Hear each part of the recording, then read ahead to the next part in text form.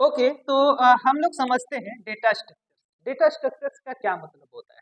तो जब भी आप कंप्यूटर्स कोडिंग करते हो या सी प्लस प्लस प्रोग्रामिंग करते हो या फिर जावा प्रोग्रामिंग करते हो या सी प्रोग्रामिंग किसी भी प्रकार का यदि प्रोग्रामिंग करते हो, यदि आपको उसमें प्रोग्रामिंग में डेटा को रखने होते हैं, तो डेटा को रखने के लिए कुछ स्ट्रक्चर्स है ना, फिजिबल स्ट्रक्चर से आप उसको यूज कर सकते हो। डेटा स्ट्रक्चर्स का मतलब है कि हम किस वे में प्रोग्रामिंग के दौरान डेटा को रख सकते हैं। तो अलग अलग स्ट्रक्चर्स है और उस स्ट्रक्चर का अपना इम्पोर्टेंस है। तो हमारे जो डेटा स्ट्रक्चर्स है कोडिंग के दौरान या प्रोग्रामिंग में हम लोग डेटा को जो रखते हैं वो डेटा स्ट्रक्चर्स ही कहलाता है हमारा। तो डेटा स्ट्रक्चर्स हम लोग दो भाग में बांट सकते हैं। पहला है हमारा सिंपल डेटा स्ट्रक्चर और दूसरा है हमारा कॉम्प्लेक्स डेटा स्ट्रक्चर।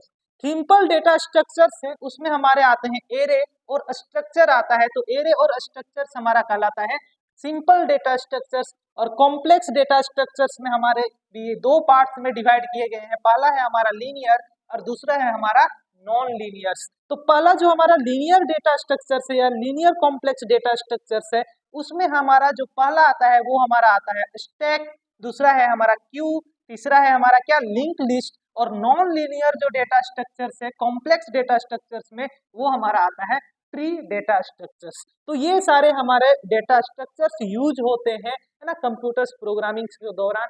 जिस प्रकार भी हमें डेटा को अरेंज करना है, जिस प्रकार हमारा रिक्वायरमेंट होता है ना, उस प्रकार के हम डेटा को क्या करते हैं, डेटा स्ट्रक्चर्स को यूज करके हम लोग डेटा को अरेंज करते हैं।